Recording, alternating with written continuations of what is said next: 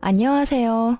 올해 만나이 제도가 도입되면서 30대 초반이 된 여자입니다. 물론 30대 중반에 걸쳐져 있다가 초반으로 내려가는 게 무슨 의미가 있냐 싶겠지만 무언가 다시 시작할 수 있게 된 그런 기분이랄까요? 왜냐면 제가 이혼을 한번 했거든요. 물론 시원하게 있고 새 출발할 생각이긴 했는데 나이까지 젊어지니까 더 많은 걸 할 수 있을 것 같더라고요. 그래서 새 출발은 바로 여기서 제 이야기를 풀어놓는 걸로 출발하려 합니다. 저희 부모님 세대야 결혼하면 시집살이 남자가 갑이고 여자는 을이라는 제도가 심했잖아요. 하지만 요즘 사람들이 그러나요? 내가 불리하고 내가 당하는 걸 가만히 참고 있지 않죠. 저도 그랬어요.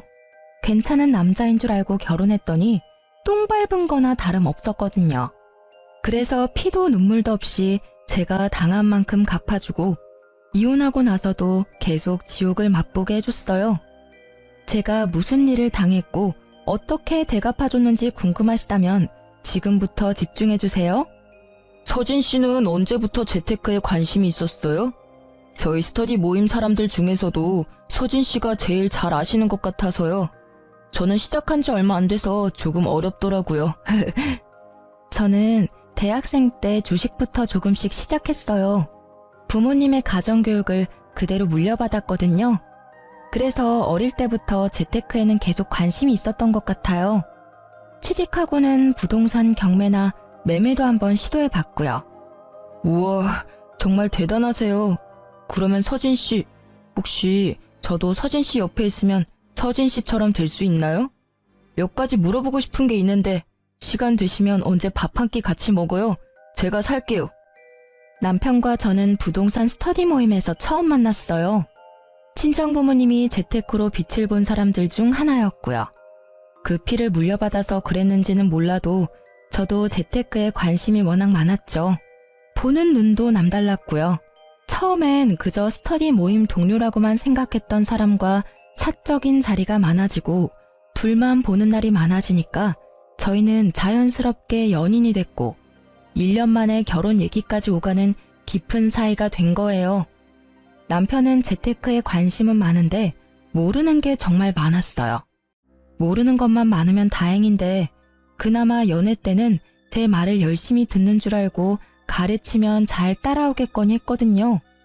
근데 결혼했더니 신혼 초부터 대형 사고를 친 게 아니겠어요? 왜 그런 사람들 있잖아요. 절대 재테크에 손대면 안 될 사람들이요. 그게 바로 남편이었죠. 남편이 귀가 이렇게 얇은지 연애 때는 몰랐는데 결혼하고 그게 보이기 시작하면서 자주 싸우기 시작했던 것 같아요. 당신 진짜 미친 거야? 누가 투자를 대출까지 받으면서 해.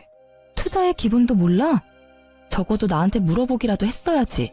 왜 혼자 결단 내리고 멍청하게 일을 키워? 진짜 꿀 정보라고 알려주는데 당장 돈이 없는 걸 어떡해. 나도 돈 있으면 내 돈으로 했지. 당신한테 말하면 당신이 돈 줄 거야? 돈만 준다면야 당신한테 무조건 다 말하지. 그냥 당신은 아무것도 하지 마. 회사에서 주는 월급 70%라도 적금 넣어. 그거만 해. 당신은 투자에 소질이 없어. 재테크가 아무나 하면 되는 줄 알아? 너 지금 나 무시하냐? 그래, 네 똥 굵다. 투자 조금 실패했다고 사람 되게 꼽주네거. 내가 진짜 좋은 정보 알아와도 너한테만 절대 말 안 해줄 거야.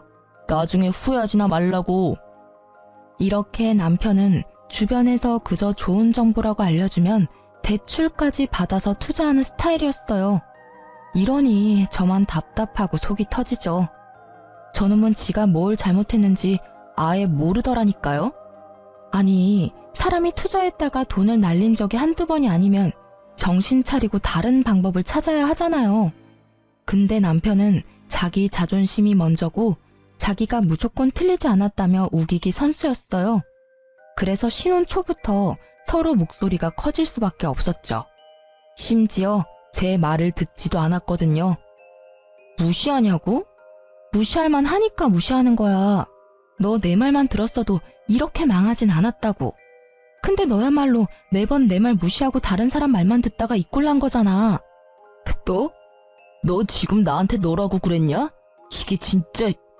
됐다. 내가 너랑 무슨 말을 더 해. 이제 그냥 각자 알아서 하자고. 너는 너대로 나는 나대로. 누가 이기나 해보자. 그래. 남편은 절대 제 말을 들을 생각이 없어 보였습니다. 대체 저건 무슨 똥꼬집이죠?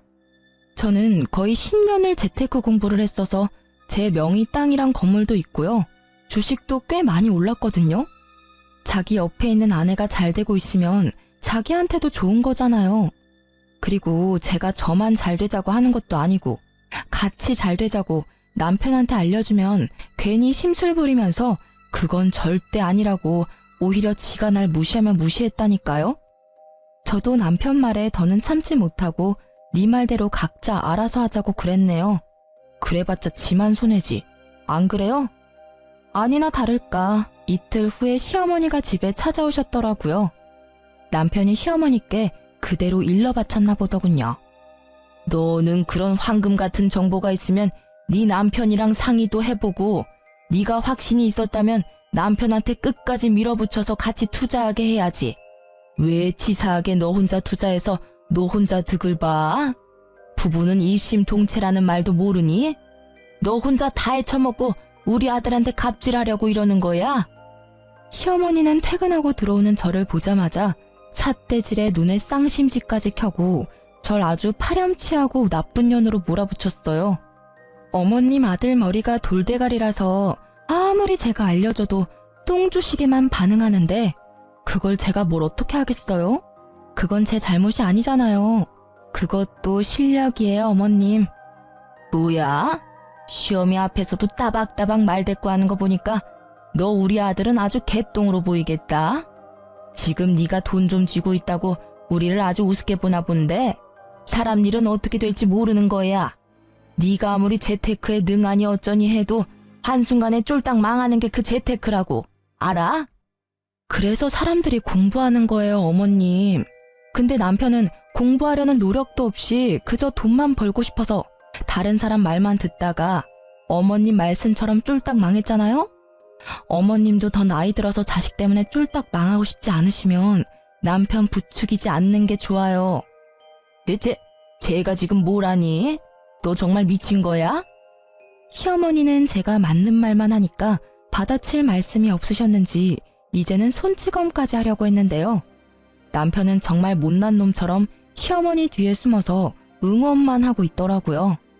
저는 시어머니가 날리는 손을 아주 손쉽게 맞고는 시어머니가 아닌 남편을 똑바로 쳐다봤어요. 너 이렇게라도 살고 싶으면 나한테 이러면 안 되지. 네 놈이 혼자 이런 집에서 소고기에 해산물에 맛있는 밥만 먹을 수 있을 것 같니? 지금 대출금 갚느라 빠듯할 텐데 이혼까지 하면 어떻게 살려고 이러는 거야? 이혼? 처년이 어디서 이혼을 들먹여? 시애미 앞에서 이혼? 어디 여자가 먼저 이혼을 입에 올려? 내가 오늘 네 그 못된 버릇을 단단히 고쳐주고 가마. 이리 와! 시어머니가 제게 손을 뻗으려고 하자 남편이 다급하게 시어머니를 말리더군요. 그만하라고. 이만큼 했으면 제가 알아들었을 거라고 하면서 시어머니를 서둘러 시댁으로 보내버렸죠. 당연한 결과였습니다. 지금 신혼집도 제 명의로 된 집 중 하나였고요. 결혼할 때도 결혼하고 나서도 남편이 쓴 돈은 제가 쓴 돈의 반의 반도 안 되는 금액이었거든요. 그러니 이혼하면 자기만 손해인 거예요. 다행히 이 정도로 말이 통했기 때문에 큰일은 없었네요. 이날 이후로 남편은 제게 콩고물이라도 받아먹고 싶은 건지 제 눈치를 엄청나게 보면서 집 청소도 하고 가끔 다리 마사지도 해주길래 모른 척 받기만 했죠. 그러다 몇 개월이 지나고 남편 생일 때였는데요. 저놈이 또 정신 못 차리고 헛소리를 하더라고요. 여보, 일주일 뒤에 내 생일이잖아. 나 생일 선물로 외제차 뽑아줘. 싫어. 외제차는 무슨 외제차야. 지금 있는 차나 잘 타고 다녀. 회사 사람들은 다 외제차 타고 출근하는데 나 혼자 국산차 타고 출근하니까 가오가 떨어지잖아. 당신은 남편이 국산차 타고 다니면 부끄럽지도 않아? 남편 기 한번 살려달라는 게 그렇게 어렵냐? 그렇게 외제차가 타고 싶으면 네가 열심히 돈 벌어서 네가 사던가. 내가 네 물주야? 당신은 나한테 돈 얘기 말고는 할 얘기가 없어. 말 나온 김에 당신 투자 어디 했는지 확인 좀 해야겠어. 남편은 제가 본인 투자 목록을 확인하는 걸 매우 싫어했어요. 가끔 남편이 귀찮게 굴 때면 파리 쫓듯이 쫓아내려고 일부러 투자 목록을 보여달라고 했습니다. 그러자 남편이 씩씩대면서 작은 방으로 가버리더군요. 근데 이놈이 또 지 엄마한테 일러 바쳤는지 시어머니한테서 전화가 왔는데요. 예, 곧 우리 아들 생일인데 선물은 뭐 해주기로 했니? 생각한 게 따로 있는 거야? 아니요, 아직 시간이 조금 남아서 따로 생각한 선물은 없어요. 왜요? 잘 됐네. 그러면 우리 아들 그 차 한 대만 뽑아줘라. 얘가 요즘 통 기운이 없더라고. 네가 생일 선물로 외제차 하나 뽑아주면 너도 주변에서 사모 소리 듣고 얼마나 좋니? 이런 게 상부상조 아니겠어? 내가 봐놓은 차가 있는데. 어머님, 그런 거 선물이라고 막 사주면 버릇만 나빠져요. 본인이 그렇게 좋은 차 타고 싶으면 차주 먼저 좋은 사람이 돼야 하지 않겠어요? 그리고 사람이 엉망인데 차만 좋으면 어디다 쓰겠어요. 그러면 오히려 사람들한테 욕먹는다고요. 오늘 말씀은 못 들은 걸로 할게요. 아마 제가 저렇게 말하면 남편 귀에도 들어갈 거예요. 퇴근하고 집에 갔더니 역시나 삐져 있더라고요. 대체 왜 삐졌는지는 이해할 수 없어서 그냥 내버려 뒀어요. 제가 달래줘야 하는 의무는 없으니까요. 그런데 3일이 지났나? 갑자기 남편이 저한테 먼저 말을 걸어왔는데요. 정말 지금 생각해도 황당하기 짝이 없는 말이었죠. 나 차 폐차했어. 뭐? 멀쩡한 차를 왜 폐차해? 당신 미쳤어? 멀쩡하긴. 하나도 안 멀쩡했어. 그래서 내가 외제차 생일 선물로 받고 싶다고 그런 건데. 나 이제 차도 없는데 생일 선물로 사주면 안 돼? 진짜 고장 안 내고 잘 타고 다닐게. 응? 여보, 출퇴근하려면 차는 있어야 하잖아. 불편하게 어떻게 버스나 지하철을 타고 다녀 내가. 당신이 당신 차 폐차시킨 건데 왜 내가 외제차를 사줘야 한다는 결론이 나오는 거지? 버스를 타고 출근하든 지하철을 타든 걸어가든 당신 알아서 하세요. 남편이 싸지른 똥 치우려고 결혼한 게 아니거든. 난 네 와이프지 네 엄마가 아니니까. 남편의 속내가 훤히 보이는 짓에 더는 반응해주지 않았습니다. 폐차시키고 오면 제가 차를 사줄 거라는 발상은 대체 어디서 나온 거죠? 진짜 웃기지 않아요? 저러니 머리 나쁘단 말을 들어도 지가 머리 나쁜지 모르고 살잖아요.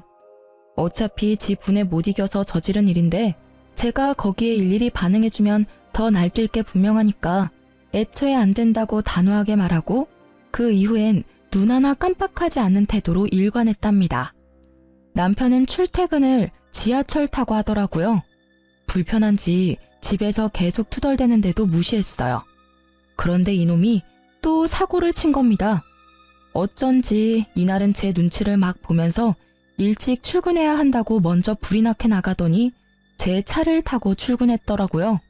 그것도 저 몰래 간다고 거짓말까지 하면서요. 이 정도 선에서 그쳤다면 제가 사연을 쓰지도 않았겠죠. 이날은 제가 휴무 신청해서 집에 있었거든요. 남편이 퇴근하고 와서도 몰랐어요. 제가 차가 망가진 걸 안 건 바로 다음날 출근할 때였습니다. 저는 누가 제 차를 박은 줄 알고 바로 블랙박스를 확인했는데요. 근데 웬걸 범인이 남편이더군요. 일단 사진을 찍어두고 택시 타고 출근했네요. 도무지 일이 손에 안 잡혀서 반차 내고 집에 돌아갔죠. 남편이 퇴근하고 오자마자 핸드폰으로 찍은 사진을 얼굴 앞에 들이밀면서 따져 물었어요. 미쳤어? 이제 내 차도 폐차시키려고 작정한 거야? 너 이거 어쩔 거야? 어쩔 거냐고. 나 아니야. 내가 했다는 증거 있어? 방금 퇴근하고 와서 피곤한 사람한테 난리야? 증거가 없어? 너 바보냐?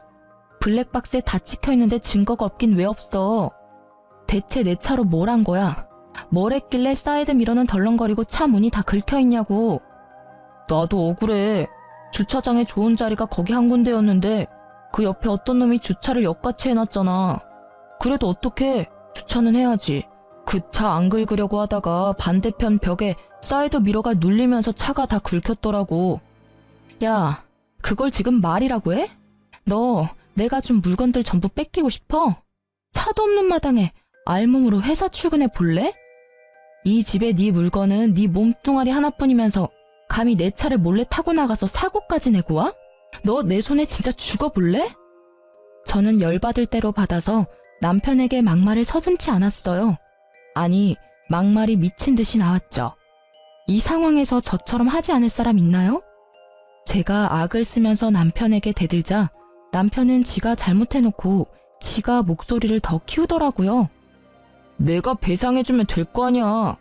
넌 무슨 애가 이렇게 정이 하나도 없냐? 야, 수리비 그깟 내줄게. 얼마면 되는데? 3만 원? 5만 원? 자자, 먹고 떨어져라. 남편은 5만 원까지 불러놓고 10,000원짜리 3장을 던져주고는 작은 방으로 들어가 버렸어요. 자기가 먼저 수리비 내준다고 했으니까 저는 바닥에 떨어진 돈은 줍지도 않고 다음날 바로 수리점에 갔습니다. 수리비 견적서까지 뽑아서 남편에게 가지고 갔죠. 남편이 하나 간과한 사실이 뭔 줄 아세요? 바로 제 차는 외제차라서 수리비가 어마어마하게 나온다는 거예요. 진짜 멍청이라니까요. 아직도 삐져서 작은 방에 숨어있는 남편을 불러냈고 견적서를 보여주었습니다. 수리비 준다며? 내놔. 견적서에 적힌 금액 보이지? 뭐 3만 원? 5만 원? 참나. 그 돈으론 내 차 바퀴에 공기도 못 넣어. 그니까 얼른 수리비 내놔. 300만 원? 무슨 수리비가 300만 원이 나와. 너 나한테 바가지 씌우는 거 아니냐? 있는 년들이 더 한다더니 대출금도 같이 안 갚아주면서 그깟 사이드미러 하나 박살났다고 300만 원? 야, 지나가던 개도 웃겠다. 인터넷에 검색해서 뽑아왔냐? 사람을 속이려면 제대로 속여야지. 이렇게 허술하게 하면 어디 속는 척이라도 하겠냐? 너야말로 정신승리 그만하고 못 믿겠으면 같이 가. 수리점에 가서 물어보자고. 이 견적서가 가짜인지 진짜인지. 진짜인 거 확인하면 당신 300만 원 무조건 내놔. 알겠어? 남편은 제가 진짜로 견적서를 위조해서 가져왔다고 생각하는 건지 실실 웃으면서 따라 나오더군요. 택시 타고 수리점에 도착할 때까지 나불대더니 수리점에서 톡톡히 알려주자 남편 얼굴이 사색이 됐죠. 여보, 내가 미안해. 난 수리비가 이렇게까지 나올 줄 정말 몰랐어. 진짜야. 나 돈 없는 거 당신이 제일 잘 알잖아. 나한테 300만 원이 어딨다고 수리비를 진짜 받으려고 그래. 한 번만 용서해주라. 돈 말고 내가 다른 걸로 갚을게. 당신 말대로 대출금도 아직 남았단 말이야. 남편은 갑자기 제 앞에 무릎을 꿇더니 싹싹 빌면서 자기는 돈이 없다고 하는 거예요. 하지만 남편이 돈이 없는 것과 제 차를 망가뜨린 건 별개의 문제잖아요. 제가 남편이 저렇게 무릎 꿇고 빈다고 해도 받아주고 말고는 제 결정권이니까요. 수리비 300만 원 줄래? 나한테서 받은 물건 다 내놓을래? 수리비 300만 원 줄래? 너네 엄마 집으로 쫓겨날래? 수리비 300만 원 내놓을래? 아니면 이혼할래? 저는 남편에게 협박하듯이 남편을 몰아붙였습니다. 남편은 또 이혼이라는 말에 넙죽 엎드리면서 잘못했다고 수리비 300만 원 갚을 때니까 절대 이혼은 안 된다고 매달리고 난리가 났었죠. 남편 말대로 저도 이번 일은 절대 안 넘어가고 꾸역꾸역 수리비 300만 원을 다 받아냈네요. 당신 정말 독하다. 그래도 내가 당신 남편인데 어떻게 100원도 안 깎아주고 수리비 300만 원을 다 받아가? 당신 그렇게 돈에 집착하다가 돈 때문에 망하는 수가 있다고. 적어도 당신보단 평생 잘 먹고 잘 살 것 같은데 내 걱정은 고마운데 당신 앞날부터 걱정하는 게 어때? 당신도 몇 년 지나면 어머님 노후 잘 지낼 수 있게 용돈도 챙겨드려야 하잖아. 안 그래? 남편은 제 말에 얼굴이 시뻘개졌지만 맞는 말만 하는 저에게 아무런 대꾸도 못하고 씩씩대면서 집 밖으로 나가버렸어요. 그러게 매번 이기지도 못할 싸움을 왜 걸어오는지 모르겠더라니까요. 가만히 있어도 반은 간다는 말도 있는데 저놈은 그걸 왜 모르는 건지. 그래도 매번 제가 이기는 싸움이라 그나마 버티고 살았는데요. 남편과 이혼하게 된 사건은 지금부터 시작하니까 자리 비우시면 안 돼요? 제가 어느 순간부터 집에 있는 물건들 위치를 자꾸 잊어버리는 거예요. 제가 물건을 여기저기 옮기는 성격은 아닌데 이상했죠. 근데 또 신기한 건 남편에게 이게 어딨냐 저게 어딨냐 하면 남편은 귀찮아 하면서도 한 번에 다 찾아줬어요. 당신 요즘 왜 그래? 내가 물건을 쓰고 나면 제자리에 두라고 몇 번을 얘기해. 돈 관련된 일 아니면 다 필요 없다 이거야? 이런 것도 하나 관리 못하면서 돈 관리는 어떻게 하는 건지 참. 당신 내 성격 몰라?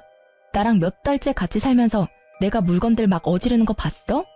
분명히 출근 전에는 화장대 위에 있었는데 혹시 당신 내 화장품 써? 나 피부 예민해서 화장품 아무거나 못 쓰잖아. 의심할 걸 의심해라. 매번 일이 안 풀리면 전부 내 탓이지. 맞아요. 사실 남편이 결혼하고 사고를 하도 많이 쳐서 제가 무슨 일만 있으면 남편 탓을 한 건 맞는데요. 이번엔 진짜 아니었거든요. 심지어 남편에게만 이런 말을 들은 것도 아니어서 더 혼란스러웠죠.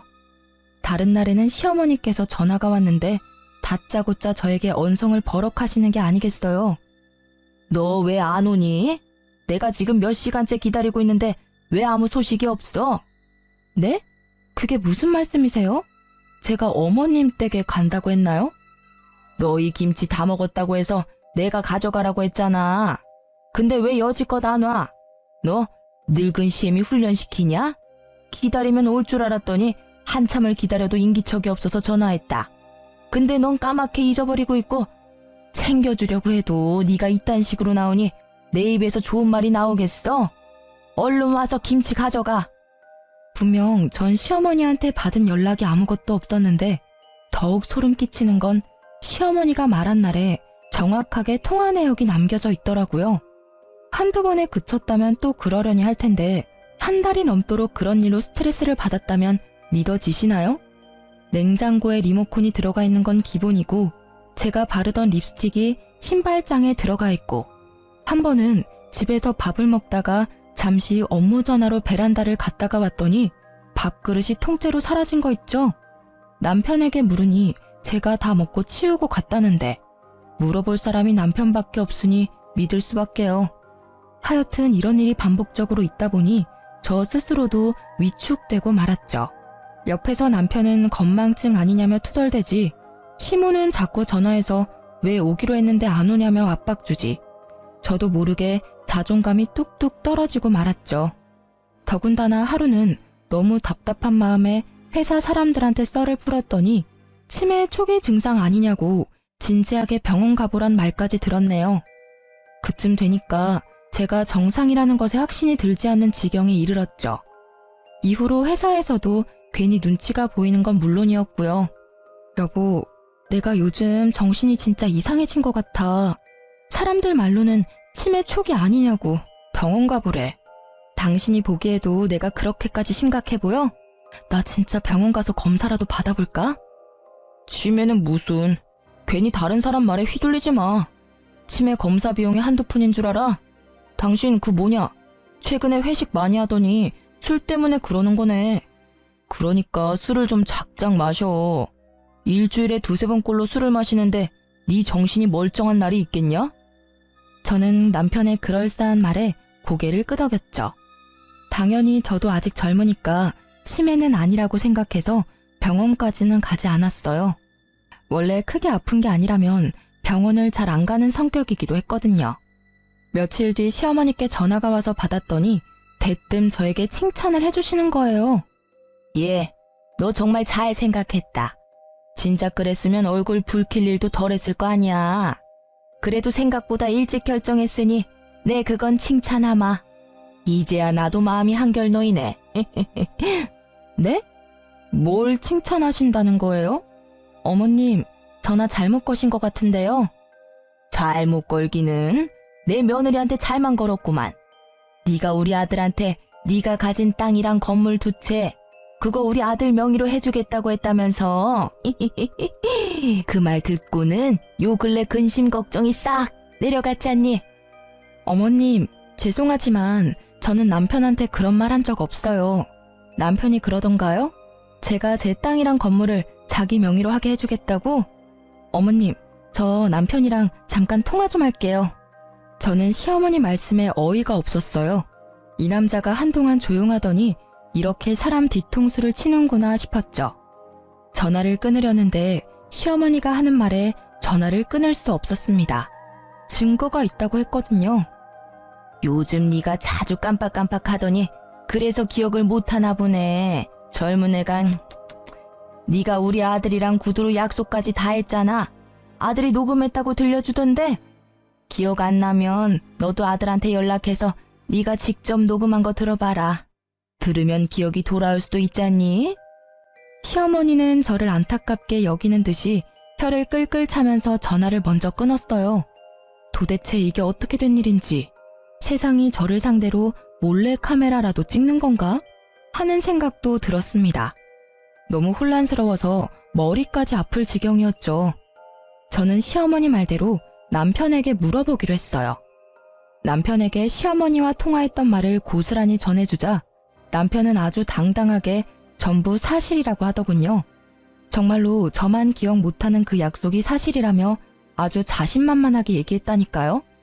당신 정말 하나도 기억 안 나? 역시 이럴까봐 녹음해놓길 잘했다니까. 아, 녹음본 들려주기 전에 말해두는데 이 녹음 당신도 합의한다고 해서 녹음한 거다. 그러니까 이걸로 이혼이니 뭐니 협박도 안 통한다는 소리야. 알았지? 저는 남편 말은 대충 귓등으로 듣고 얼른 녹음을 틀어달라고 했어요. 남편은 입가에 미소를 숨기지 못하고 녹음본을 들려줬는데요. 물구나무 서서 들어도 제 목소리임이 확실하더라고요. 제 표정이 어두운 걸 남편이 알아챘는지 갑자기 제 손을 붙잡고는 남편 표정도 점점 어두워지더군요. 그때 정말 심장이 내려앉는 줄 알았습니다. 저희가 아무리 싸우기를 많이 싸워도 부부잖아요. 남편 눈을 마주하니까 분명 무슨 일이 있다는 느낌이 강하게 들었죠. 불길한 징조 말이에요. 역시나 그 예상을 빗나가지 않았고 남편이 하는 말에 엄청난 충격을 받을 수밖에 없었습니다. 실은 당신한테 해줄 말이 있어. 당신이 힘들어할까봐 비밀로 하려고 했는데 더는 숨길 수가 없게 됐네.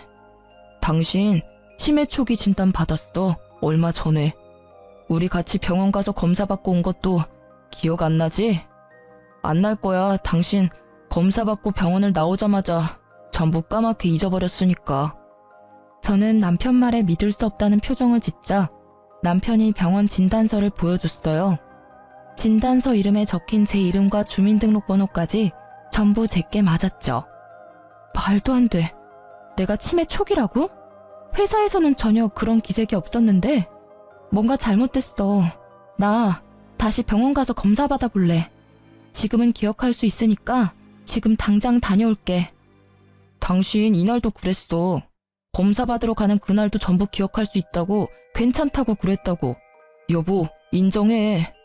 진단서까지 보여줬는데 왜 못 믿는 거야? 당신 정말 안 되겠다. 당신이 가지고 있는 주식도 나한테 넘겨. 당신 이 정신으로 투자금 관리 못해. 당신도 느끼잖아. 여러분, 정말 소름 돋지 않나요? 남편이 종일 저를 따라다니면서 제가 투자하고 있는 부동산에 주식까지 넘기라고 했습니다. 하지만 저는 수상해도 너무 수상하니까 소형 카메라를 사서 집안 이곳저곳을 설치하고 또 대학병원에 가서 진료도 보았습니다. 결과가 어땠냐고요? 당연히 정상이라고 나왔어요. 그럴 수밖에 없는 너무나도 당연한 결과였거든요. 그러면 남편이 준 진단서는 어떻게 된 건지 궁금하시죠? 저도 진단서 때문에 70%는 믿었는데요. 의사인 친구에게 보여주니 네, 한눈에 봐도 이건 조작된 진단서 같다고 하더라고요. 얼마나 든든했는지 몰라요. 남편은 제게 의사 친구가 있다는 걸 모르고 있었기에 이딴 허술한 진단서로 사기를 치려고 했던 거겠죠. 이제야 퍼즐이 딱딱 맞춰지더군요. 저는 치매가 아니었고 남편은 저를 치매로 만들기 위해서 일부러 집안 물건을 옮겨놓고 제가 깜빡한 것처럼 가스라이팅까지 하며 큰 그림을 그리고 있었어요. 느낌상 시어머니도 한패인 듯 했습니다. 그러니 제게 매번 전화해서 왜 안 오냐고 소리쳤겠죠. 남편이 씻을 때 핸드폰 비밀번호를 풀어서 제 목소리가 녹음된 음성 파일을 제 핸드폰에 전송하고 흔적은 모조리 지워놓았어요. 알아보니 음성 변조 어플로 변조한 제 목소리라더군요. 여보, 퇴근하고 변호사 사무실에서 보자. 당신한테 해주고 싶은 말이 있어. 이제 내 말 믿어주는 거야? 그래, 잘 생각했어.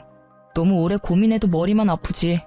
나 곧 있으면 퇴근이니까 바로 변호사 사무실로 갈게. 참 여보, 인감도장 잊지 말고 꼭 챙겨와. 남편은 제 전화에 신이 나서 웃음을 숨기지 못하더라고요. 아주 자기가 사기꾼이라고 동네방네 소문내는 스타일이었죠. 아무튼 저는 진단서가 가짜라는 걸 밝혀준 의사 친구와 함께 변호사 사무실로 찾아갔습니다. 아유, 우리 아가 왔니? 오는 길 힘들진 않았고 정신도 온전치 못하면서 왜 따로 왔어? 우리 아들이 네 회사 앞으로 데리러 갈 수 있는데 그래도 잘 찾아왔으니 됐어.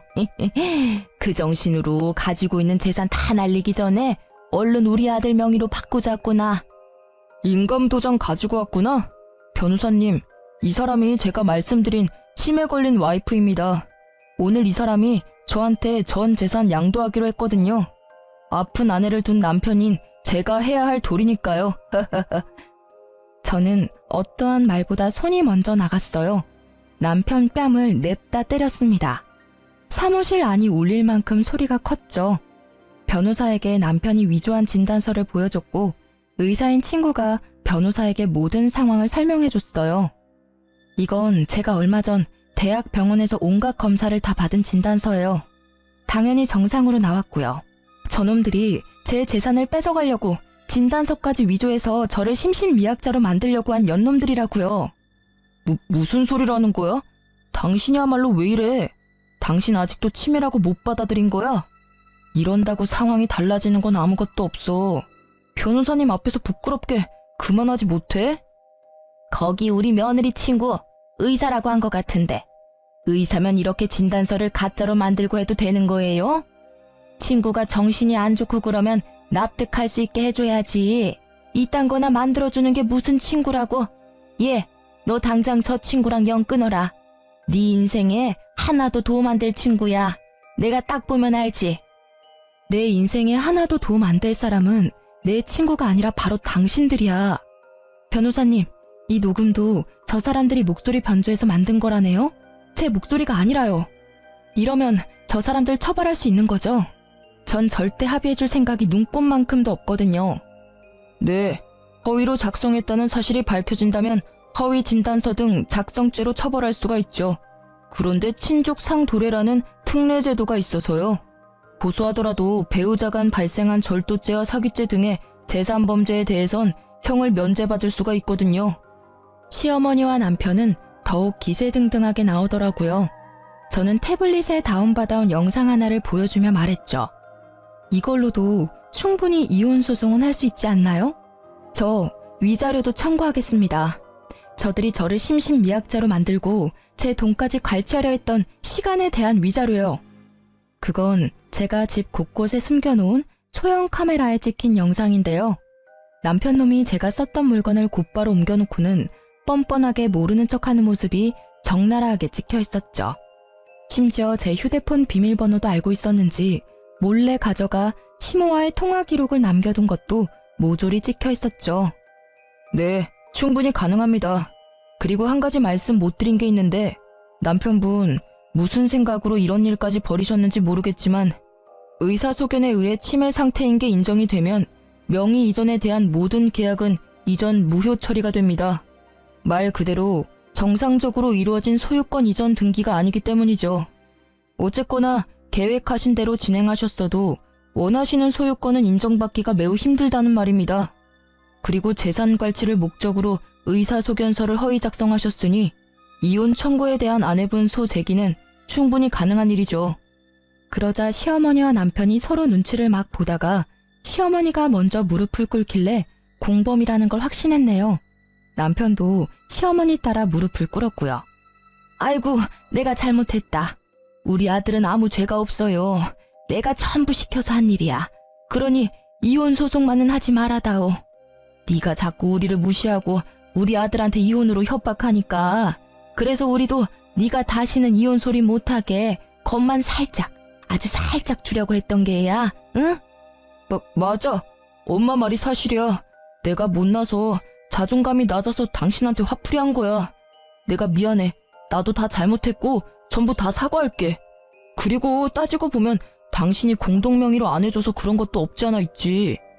그래, 아가, 네가 너무 심하긴 했지. 너희가 결혼한 지 몇 달인데 공동재산이 없는 게 말이 돼? 그것도 여자가 재산이 너무 많으면 집안이 망해요, 망해. 아들 명의로 바꾸면 내가 얻는 게 뭐가 있다고 이랬겠어. 다 니들 잘 살라고 내가 도와준 거지. 이혼 소송할게요, 변호사님. 지금 바로 할 수 있나요? 저들은 저에게 사과를 하고 싶은 건지 자기들이 억울하다고 변명을 하고 싶은 건지 모르겠더군요. 어이가 없어서 소송하겠다고 했더니 시어머니는 제 왼다리, 남편은 제 오른다리를 붙잡고 매달렸어요.